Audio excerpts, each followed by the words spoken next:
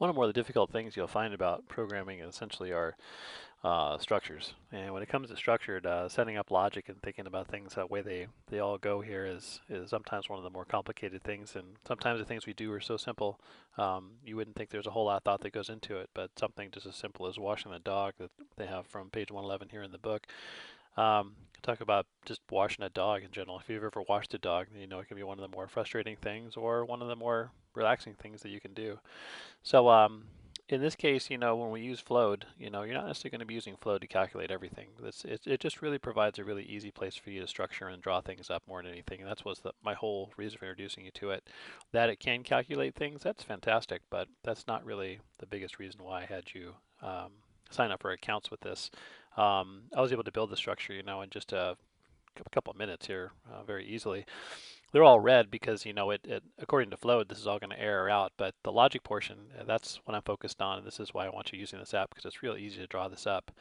So when you go through here, the way the logic goes, you're starting your program off, you got to catch the dog first. That's number one. And a lot of times if you've ever watched a dog before, you know that they know that you're going to give them a bath. How they know that, no idea, but they tend to know. So sometimes they run away. If they do, then you have to catch them.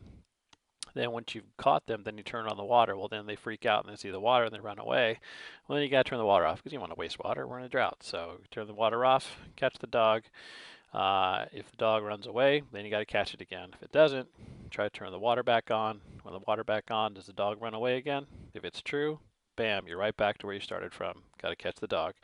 So the process behind this is that, simply, this is what you want to have happened. You want to catch the dog, doesn't run away, turn on the water, dog still doesn't run away, you wash him or her. So this is the logic. This is the structure for how this works. Again, I'm showing you this just because showing you through this application makes it super easy. Drawing this in Microsoft Word, really frustrating. So and just so you know, I mean, you can copy and paste these at will. So if you see one of these structures, this is what I did with mine, where I just copied and pasted them like crazy, and I dropped them all over, and it made me. I was able to build this very quickly. Whoops, I kind of messed mine up here a little bit, but I should be able to undo that.